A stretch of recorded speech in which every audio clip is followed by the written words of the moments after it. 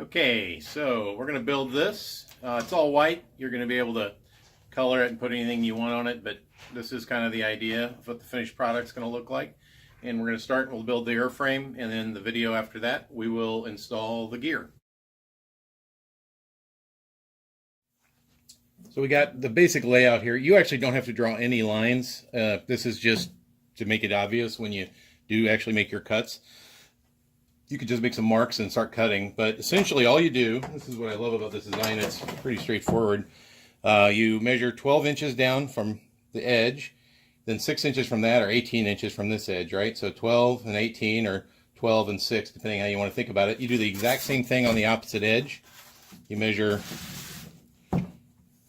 12, and then 18 or 6, depending on how you're looking at it. And that basically gets you to the point where you can do your wing panels. And so kind of the idea is pretty straightforward. Let me get this in frame.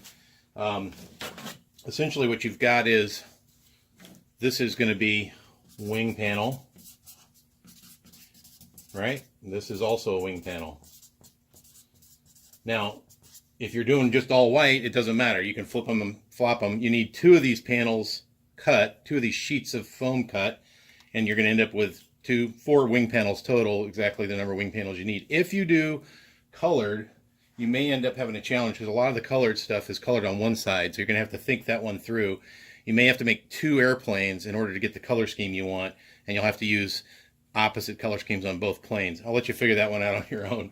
But the next thing you do is you measure from this side up 6 inches, and then from this corner over 6 inches, and those dots you connect, and that essentially becomes the each one of those becomes your winglets. I don't even know if that's what they're called. They're the vertical fins on the outside of the wings. And what you're going to do essentially is, you can eyeball it, but I usually go about 3 inches up here and just cut a pleasing looking angle like that. This is scrap. There you go. That's your winglets. So about 3 inches from here to here and you're good. This whole area that you're looking at that's left over right here essentially becomes the flaperons. So I'll write that in red. You're going to measure 3/4 of an inch right here. So 3/4, and then up here you're going to measure 1.5 inches. And that's how you get this red line. And you're measuring it off this line you made when you did the wing panel. And again, these just can be measurements you make after you cut them. It's fine. I recommend actually cutting all this together. We'll talk about what this gets used for later, but essentially if you cut all this together, they'll all be the same size. You just cut 2 sheets, kind of holding them real nice and snug so they don't move, but you can cut them separately if you want. So essentially this becomes the spar, and this becomes the flaperon. That's on the plans, but that's the layout. And when you get that done, you cut it up. Like I said, you don't even have to do the layout. You can leave the tag on the inside. I actually do that a lot of times and don't even take it off the material here, but if you want to, you can pull it out and comes right off. By the way, this is the brand that we've been using, Ready Board from, again, I believe it's Dollar Tree is where we're getting it, or Dollar General, one of those, you know what it is.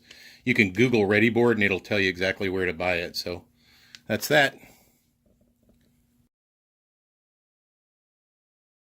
If you've cut your stuff the way I measured it here, then you're going to end up with this. And I always cut 2 sheets, so I end up with all the parts I need. So you can see kind of 2 sheets here. The next thing you can do is kind of set these pieces aside. We're going to make a motor box out of one. The other is going to be, I only need 2 ribs per plane. There's 4 on the template, so you can fit more on a page. That's the only reason. But all you do is you cut them. Pretty straightforward. Follow the lines like in school. And that's about it. You can kind of undercut it a little bit if you want, since there's an actual bevel on the front end. At least there's a bevel, slight bevel, because of the tapering of the wing, but that's not a big deal. Foam crushes, so it's just not that big a deal. And then when you're done, what you're going to end up with is a couple of these bad boys. And cut the back off this. There's your rib. I left the tag on this one, but that's my rib. Top and bottom, you can figure it out if you've got multiple colors. I'll set those aside for now. First thing I'm going to do is I'm going to take these spars and I'm going to make them spar-like, and that's real simple. I'm going to cut the ends more or less like a 90-degree to the center line, and same thing here. It doesn't have to be perfect. They're not like magically going to join and create some giant structural entity, but you can kind of imagine a center line in a 90-degree to that. That's essentially what we're going to cut. So I can literally eyeball it. I don't even worry too much about it. Just eyeball it. If you have one of these mats, it helps a little bit, but not necessary. I can do this at the field. So there's my spars. We said that if you measure up 3 inches here or thereabouts, you can basically cut these. So here's my little ruler. Not real super serious about getting it perfect, but I want to go about like this. And you don't even have to use this shape, but this is the shape I use for the winglets or the fins. There's those, and then these are basically your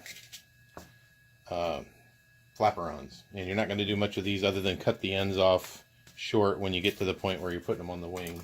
So the very next thing you got to do is you got to cut a bevel on the flaperons, and I cut bevels on these too. It's not required, but the first thing you got to do is kind of figure out which is going to be left and right. If you got a color or some sort of difference, you're going to have to decide. So I'm going to cut the bevel on the bottom of both of these, because the flaperons go on the back of the wing. It kind of looks like this.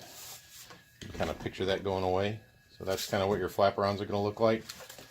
So to cut those bevels, the easiest way is to get your straight edge and hold it like this, if you don't already have some sort of tool like I have, and then you can just kind of come down like so. Take it easy, go slow. It's an estimate of a 90-degree angle. I didn't get all the way through it in a couple of spots, but there you go. That's how it kind of hinges up real nice. If you end up building one of these tools like I showed in the optional tools section, I don't know why I did that.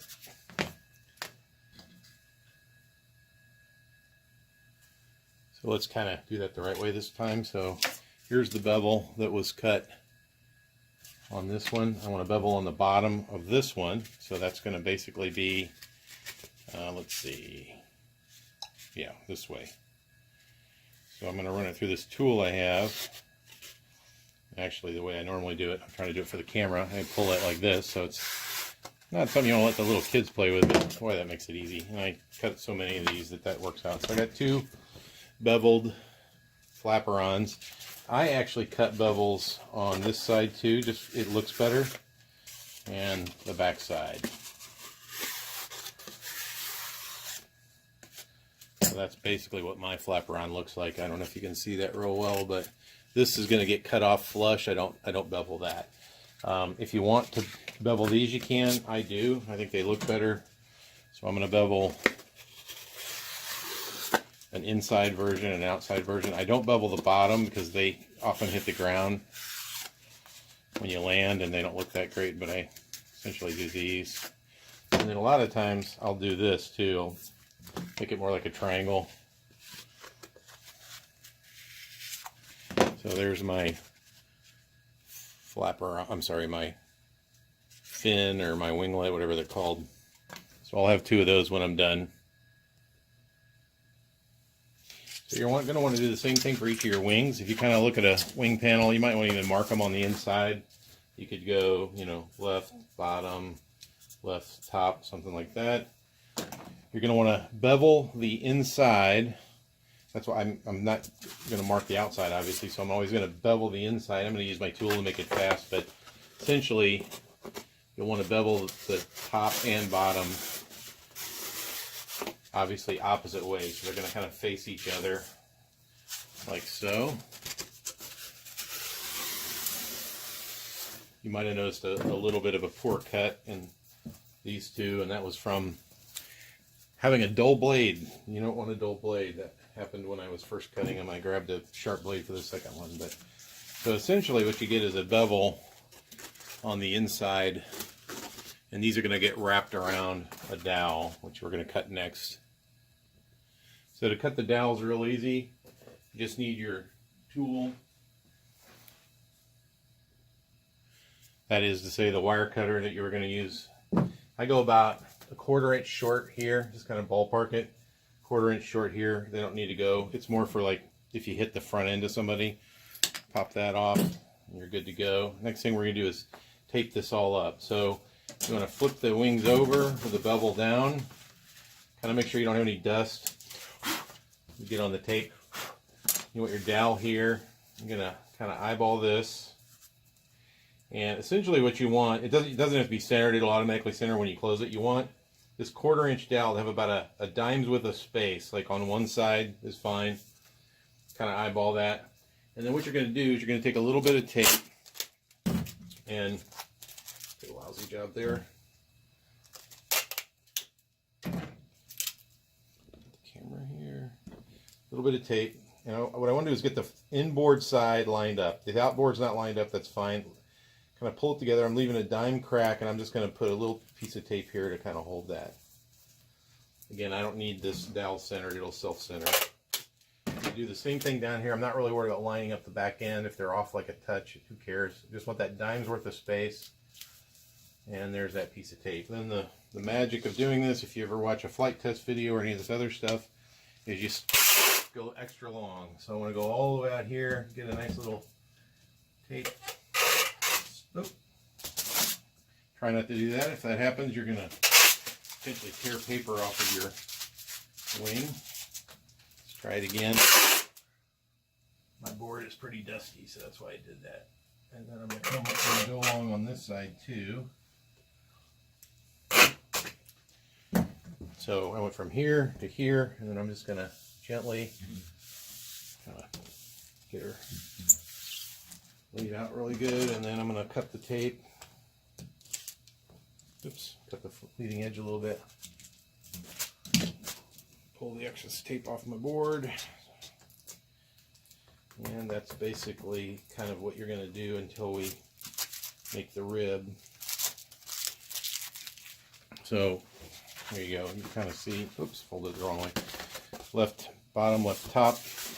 This is going to fold and create a leading edge. It gets nice and tight. We're going to actually glue that too, so glue is really there just to make sure it's kind of locked in, but we'll show you in a second how to cut the rib and make that wing panel, and you're going to end up making two. They're perfectly symmetrical. Next thing you want to do is you want to mark at 2 inches and 4 inches from the very tip of each of these wing sections, and that's essentially what sets us up for the folding process. So 2 inches and 4 inches, and then I flip this around, and if you kind of remember, that's 12 inches across. This is 6 inches across, so I'm going to measure in from the inside tip. I'm going to do 1 inch and 2 inches. I'm kind of pointing it the way I'm going to end up creasing it. So let's do it again. 1 inch, 2 inches, and essentially we're just going to make a simple crease using just about anything you want. You could probably use your thumbnail or anything, but I like using this screen tool. I've never put a screen in my life, but I have one of these. But I don't like the sharp edge. I like the kind of rounded edge, if you can see that. And then all you're going to do is line up each of these marks. And the important thing is to start from the outside. So I'm going to start from, when I say the outside, the farthest away from the leading edge. So here's the center, the leading edge. I'm going to start here, and want to move around on me a little bit, but then I just crease it a little bit. That's about it. I'm not looking for anything. I'm not even trying to puncture it. And then all I'm going to do is bend it up. And this first one, I want to go up about 45 degrees. Actually, I did that wrong. You want to start from the inside. I'll show you that on the next one. And then the next one, you want to don't let it move. Next one, you want to go even further. You'll see why you want to start on the inside instead of the outside, because this is a lot harder when it's already bent. What you're trying to do is not create little creases like that. This one I want to go almost like 75 degrees, like so. All right, let's do this one the right way. Basically, you start on the inside, and I'll show you how you can just, you don't even have to use that. You can just cut it if you want. I don't like cutting the paper. I'd rather crease it. But, and then the same thing. You just pull up about 90 degrees gently, slowly, kind of go up and down. Then you do the outside. I'll roll it this time.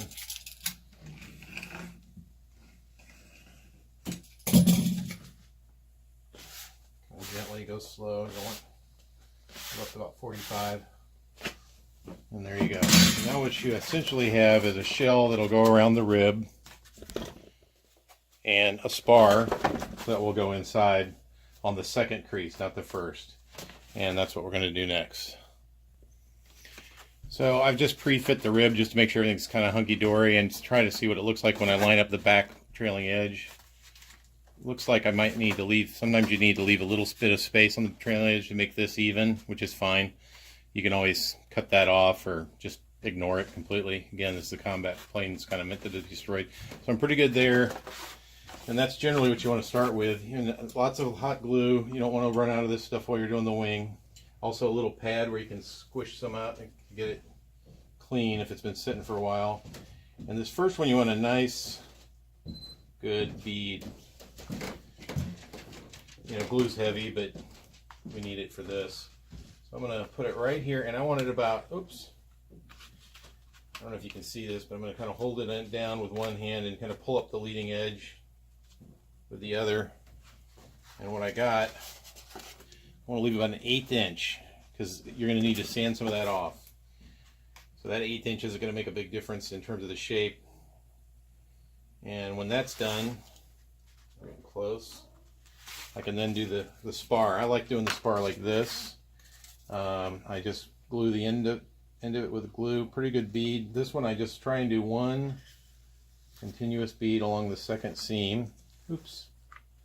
Well, so much for one continuous bead. If you miss like I did here, then just kind of squeegee it into the fold and then push your spar up, and you can crush the end a little bit. If you want, you can cut a bevel on it so it fits a little better. Just hold this in place with the flat spot here down. Oops. And try and kind of keep it about 90 degrees. Looks like I went a little bit too fast.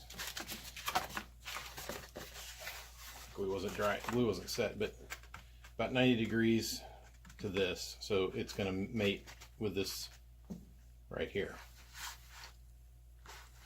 And once that's done, we can do the whole assembly. To be honest, I use a kind of a vacuum forming system to do these really quickly so that it holds everything in place for me. So I haven't done it on a desktop in a while, so it's a little awkward for me. It looks like I missed right here. I'm going to fill that in. Rookie mistakes. You can wipe the glue with your finger, but it hurts. All right. So this is kind of where the rubber meets the road. You're going to apply 2 beads here, a long bead here, and a bead along the top, and you're going to go fast. So you better have some sticks laying around just in case you need them. And this doesn't need a lot of glue. This is literally just enough to kind of create something that dowel can kind of seal in with. I usually do the rib second. And the technique I'm using here actually is if you actually elevate it and kind of pull a string, it tends to just follow the line a lot easier for you. But yeah, that's a lot of glue line to create in a short period of time. So I'm gonna now wrap this up, kind of how I predetermined it would look. I've actually got a little bit of space on the back edge because I figured out that I needed to have a little bit of a space back there. And when we're done letting this seal, then we're going to squirt some glue in there and seal the trailing edge. So I'm going to let it sit for just a sec. So now the last thing I'm going to do is I'm going to open this up a little bit and squirt a little glue down. Oops. Like that. You can actually do that at the same step when you do the whole wing, but I decided to wait. Hold that down, and you basically have half a wing done. You make the second half wing, and we're ready to join the wings at that point. All right, last but not least, I was going to mention something on the lights. I haven't done the second wing yet, but if you're going to do the wing, if you're going to do lights in the wing, you want to put those in before you do the fold. So you want to basically have the wing kind of glued up with the rib and the spar, but before you bring the top over, and then you're going to insert the lights inside.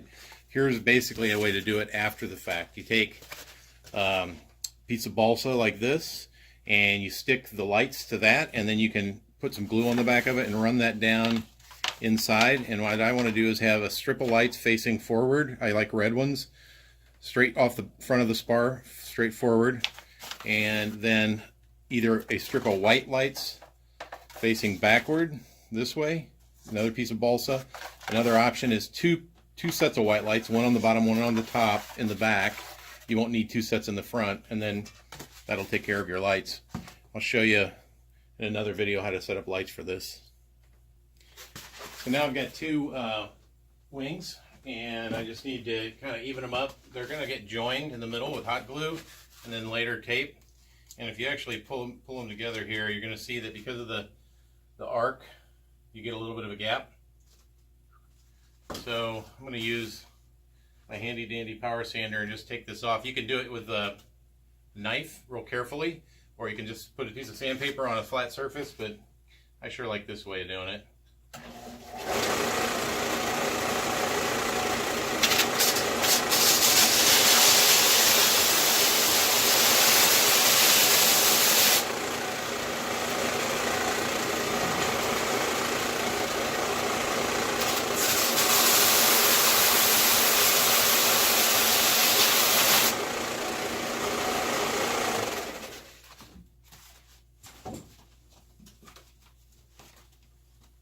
And it's not perfect, but it's darn close. Good enough for me. Gets me in the zone where I can tape it up and glue it. I'm going to do the ends too to flatten them out a little bit. And then we'll get to gluing and putting the flaperons on the wing. So the trick to joining the wing is really not to use too much glue to start with. We're going to add glue and tape later.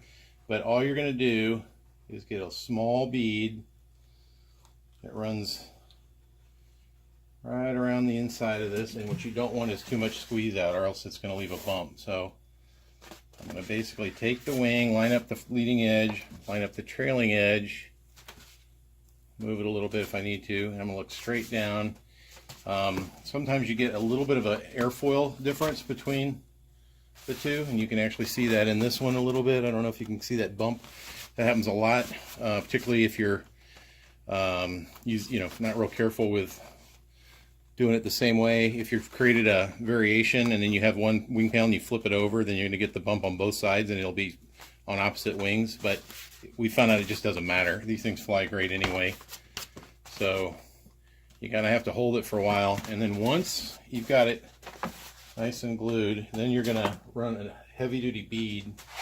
The trick here is what you're looking for is to fill in, get that foam to kind of glue up there. So you can actually kind of do a couple of beads like that. This is where you're going to need your scrap foam. So what you're looking to create is essentially a bit of a almost like a piece of tape made out of glue. I don't know if you can even see that in the shininess there, but that's kind of what I want. I'll do the other side and then I'll tape it when I'm done with the glue and let it set up.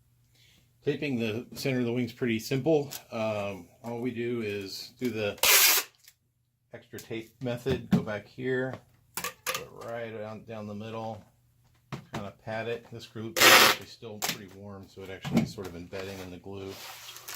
Then we're going to cut a little bow tie like this on the front and fold that under one side and the other. And we can kind of do the same thing here. Bow tie, tape, hold it under, then repeat for the other side. So the wing's been taped this way. I always add a couple of pieces of tape to be structural, not a ton, but first one's exactly this long, whatever this is. I'm going to guess a third of the span, and I put it pretty much right down the middle of this area. I'm just trying not to get any bubbles in it. And then the second one, about the same length, and kind of back here. There's a lot of load back here. And we flip it over and essentially do the same thing.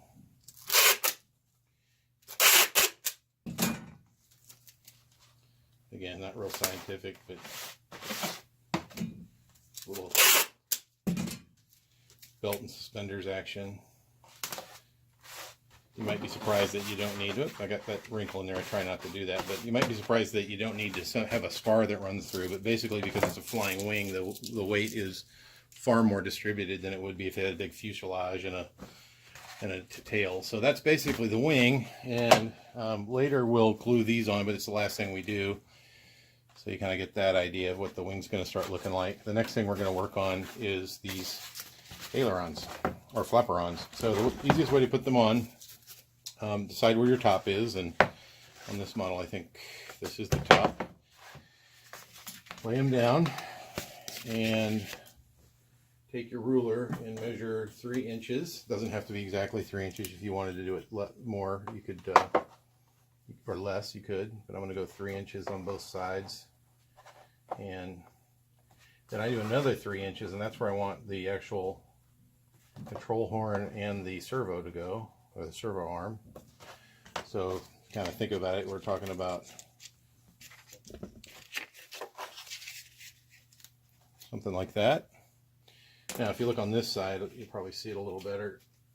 I've got to come up with a way to cut those ends off. So to do that is really straightforward. You just take your ruler, all this is still lined up, and then lay it down kind of even with this. I leave a whole 1/4 inch inboard because you're going to have that, oops, that moved on me. You're going to have that flaperon there. So that's basically what I do. And if you were making several of these, you can actually make a template. That's actually what I have. I have a template that tells me where to do all this stuff. So I don't bevel that side like I told you on the other one. And you don't have to measure both. You can just copy, kind of make your first one into a template for the second one. So there are my flaperons, 1 and 2. And the next thing I'm going to do is actually create a little bit of a glue hinge, well, not a glue hinge, but for something for the tape to stick to. So looking kind of at my 3 inch mark, I'm going to go kind of full span here with some hot glue, grab a piece of scrap and kind of squeegee it on, and then if it runs over, so be it, because then I can squeegee that off this way and vice versa here. So this one, we didn't do a very good job. It's a bit of an issue. That's all right. Again, you'll find that these are really forgiving airplanes. When I mass produce them, they usually start coming out, you know, right every time. But we'll squeegee that on, get the excess.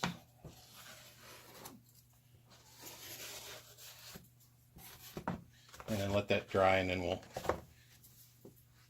create our tape hinges. If you don't do that, then you're trying to stick tape to foam. The edge of the foam doesn't work so great. Off camera, I cleaned up that funky trailing edge a little bit just by slicing it, but this is actually a pretty simple process. You can make it harder than it needs to be. It's not hard. You need 2 little pieces of tape. Even if you want some Scotch tape, that's fine. It's easier to pull off. And you want this just sort of, because we beveled it earlier, we just want it loosely touching the top edge at that 3 inch mark, and then I'm going to put a piece of tape there. Then I'm going to do the same thing on this end, kind of loosely touching, put a piece of tape there, and then I'm going to actually pull it over. It's going to be hard to do on camera. I'm going to lift this up so it looks like that. I'm going to bend it down, and this is where it'll kind of stop, you know, at its detente or its whatever. And I'm just going to pull a piece. It can be extra long. I'm just going to put it on the top half first. Pull it nice and tight. And while this is down, you kind of just work it down. Try not to get it.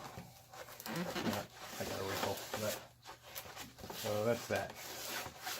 Basically have the top part of your hinge done, and you flip it over, and this is kind of the same thing in reverse. Little bit of a difference, and again, if it's too long, you're just going to cut it, so that's fine. This time you flip it kind of way over, and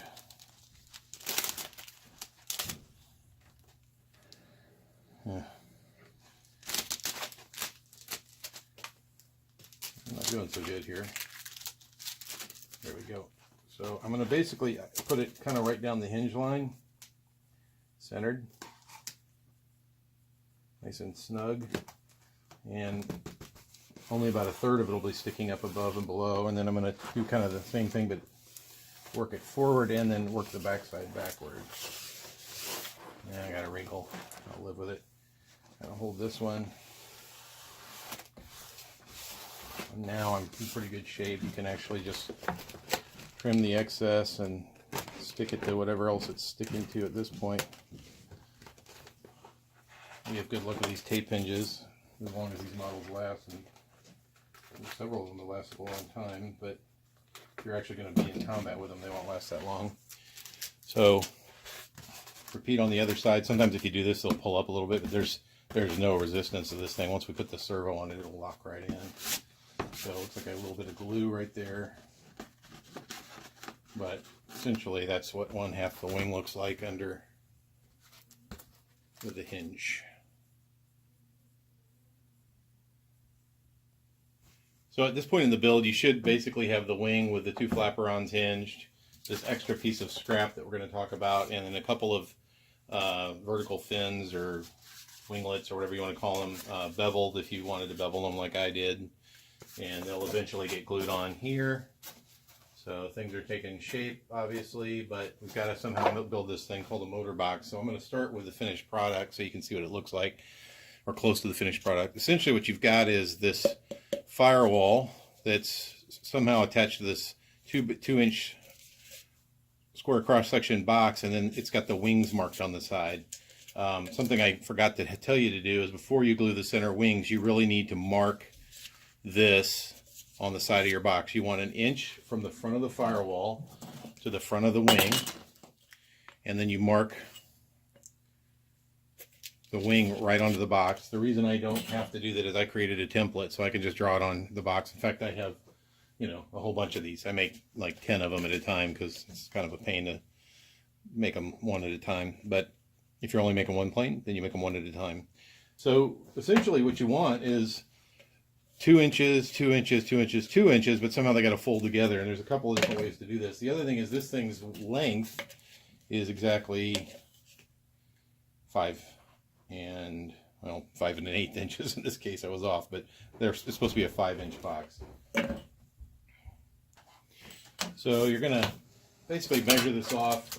Easiest way to do it is with a square like this, but you can also just use your ruler.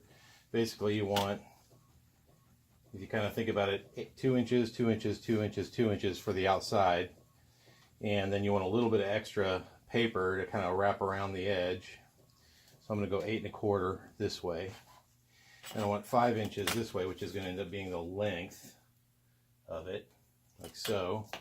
And then I could, make 2 more measurements, make a square. I'm just going to do it this way. It's a lot easier for me. So basically I want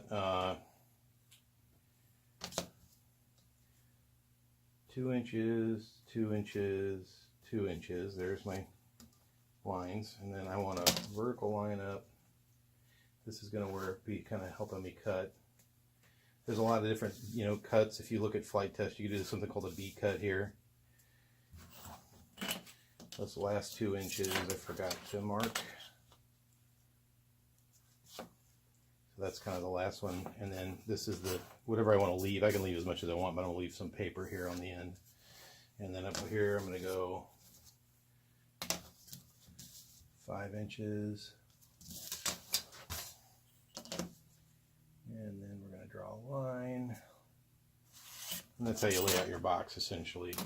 And then you can cut without a straight edge a lot of times with this stuff. I do. Just be careful and follow the line. Kind of easy. I'm going to cut it there, and then I'm going to cut it here.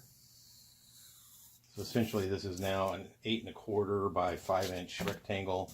And then this is the easiest way I've found to do this.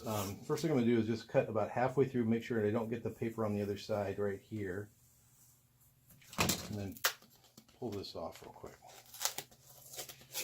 On flight test, they use something called a B cut where you cut a groove, and I think that's great, but this is just a lot easier. I'm going to go in, cut about a 1/4 inch, maybe either side of the line, maybe a little more, at an angle. And I'm going to cut a V shape out. Didn't go deep enough on this first one.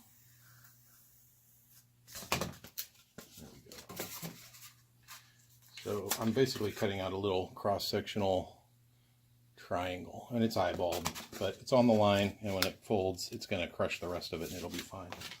So once again, if you kind of be careful not to get the paper on the other side.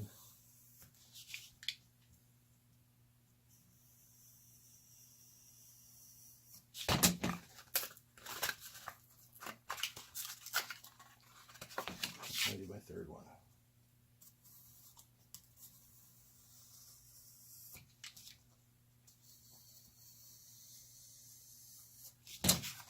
Like I said, you can do a nicer job. I've done the V-cuts. They work fine, but I think this works just as well. So the first thing you want to do is kind of fold it up. And you can kind of see where that... Oops. Yeah, I made a mistake. This has got to be...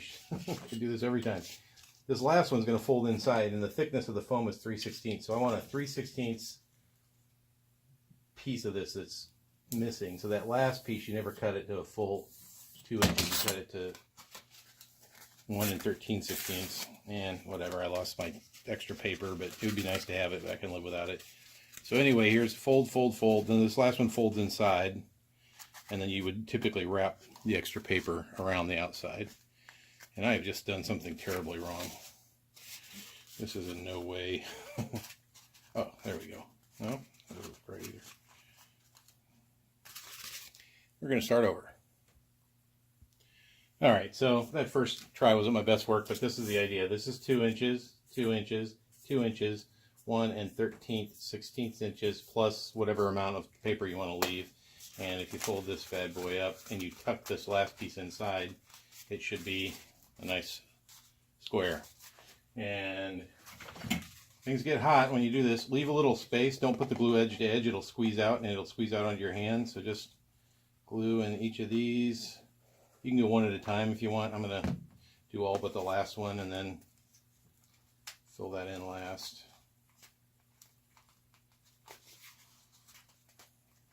Alright, that one's pretty good.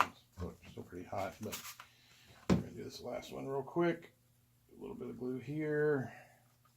A little bit of glue here. This one I don't mind as much about the squeeze out because of the paper.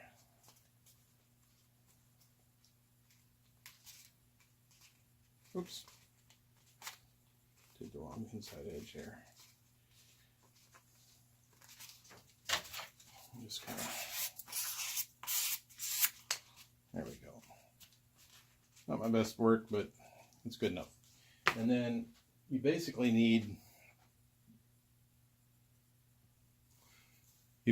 one of these firewalls, and it's a 3/16 inch reveal or lap joint all the way around. So this is 2 inches square, the front is, and then the back is 1 3/4 square because you're pulling off 3/16 each side, which is, no, I'm sorry, 3/16 each side, which is 3/8, so it's 1 5/8 square on the center. And I'm not going to show you how to make one of these on camera. If you can cut a piece of square, you can actually do it with a knife and a straight edge if you buy this stuff from like Walmart.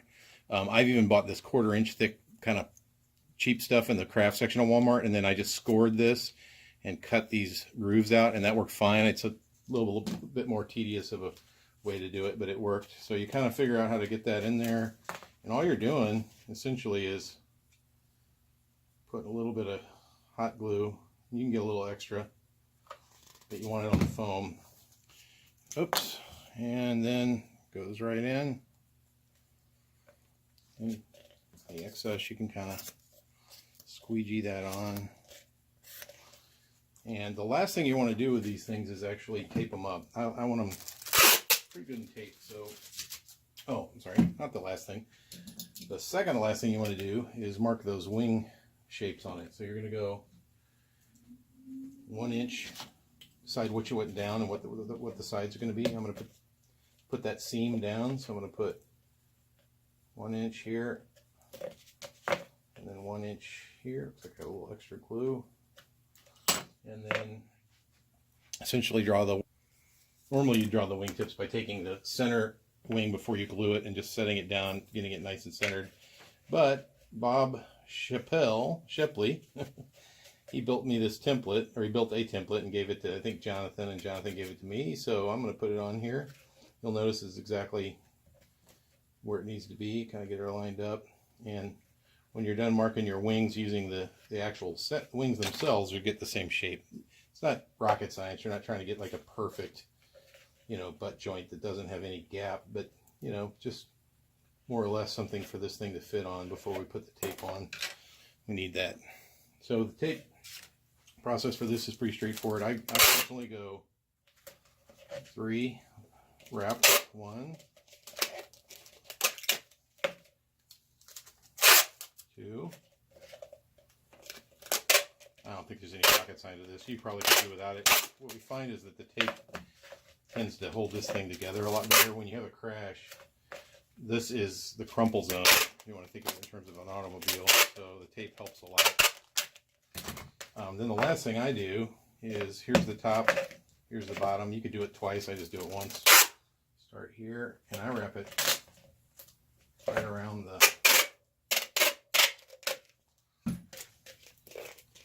smooth it out. And then now we can cut. And this is, again, just not going perfect, but just follow the line. You can eyeball it.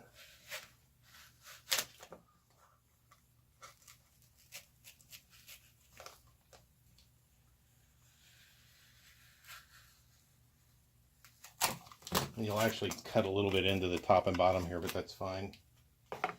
So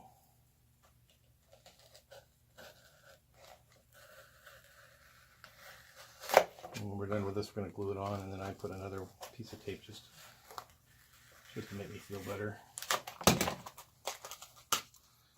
So not the most beautiful job again, but so the idea behind this is we're going to glue this on like so, and you can pretty much eyeball it. I've tried a lot of stuff. You might get a little twist, but we don't really care about that. It depends on how things were cut and if your wing is perfectly straight. And you get a little bit of an expansion right here, like it doesn't necessarily perfectly glue on there, but that's because there's there's taper. So all we're going to do is run glue right on the foam bead. You want it on the foam part. Paper will tear off, but the foam will kind of lock and load. Let's see, you gotta get some on this side. And this is it, man. Just get a lot in there.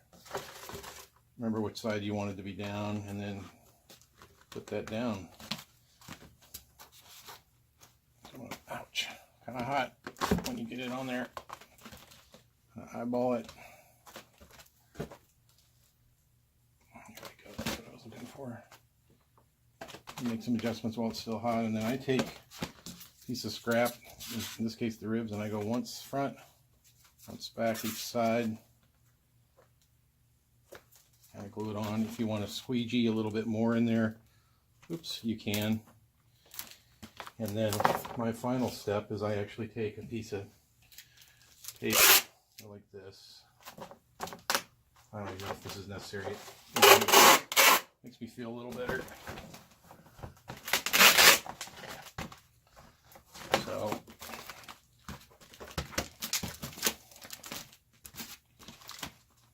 that's essentially the airframe ready to go, and we'll talk about the fins next. So these, you do kind of the same thing. You kind of line them up, and it doesn't matter at all. They need to be mostly behind the wings, so you want them as close to the front as possible, and you don't want too much of the bottom sticking out, or else you're basically landing on them. They're not very sturdy. So I kind of go up, ballpark it like this, more or less, and then I actually draw like so. So you can kind of fill it in here, but now the reason I do that is I'm actually going to remove that, and the reason I'm going to remove it is you really need something that's going to stick to the ends of this, and this paper will stick, but it'll pull off. So I'm going to go a little bit outside that line just to leave a little fillet room for the glue. You don't want to cut too deep, or you're going to cut into the foam. And let's get back here. If this ever gives you trouble, or if you buy a different brand where you can't get the paper off, then you can just actually soak it with just a little bit of rubbing alcohol in that spot. Oops, it's kind of doing that to me. I'll show you how to do that then. I just didn't feel like peeling all afternoon, so I'm just going to soak this center section with a little bit of isopropyl, which will pretty much take it off. Just let it sit for 10 seconds and it should start peeling for me pretty easily. There we go. It's still giving me a little grief. Usually this white, man, this stuff just comes right off, which is why I peel it off, because it's just going to peel off anyway if that's what the glue is sticking to. It needs to stick to the foam, but good enough for this video. And obviously let that dry. Make sure you look at the top of this, and then all you're going to do is run a bead on this. If you recall earlier, I sanded these to make sure they're kind of flat and vertical. If you don't want to oversand them, you don't want to create a big differential between, you know, what front or straight is, but you have a little bit of working time with this glue. So I'm just going to kind of ballpark it, look down. Make a 90-degree out. If you have trouble seeing 90, that's fine, but essentially that's what we're looking at now. And then I'm going to do the same thing on the other side. And what I actually do when I'm doing that is I just look straight down, make sure they're both kind of lined up the way I want them. Like this one, I need a little bit of a twist, but I look straight down, and then that's what I want to see when they're both on. I want to see them kind of covering each other, same angle on the ends of the wings. All right, so I've got them both on. I think you can kind of see if I line these up. That's all I'm looking for. I just want them parallel with each other, kind of looking down the end like that. It's hard to see, but that's that. Now, one last note. I usually don't put these on until I've got the entire airframe. I'm sorry, until I've got the radio installed and everything, just because they're kind of stick out and get knocked around a little bit. You can put new ones on so easy. They get knocked off there in combat all the time, but the easiest way to you know, build it is to not put the stuff on that's going to get dinged up until the very end. So that's why I do that. The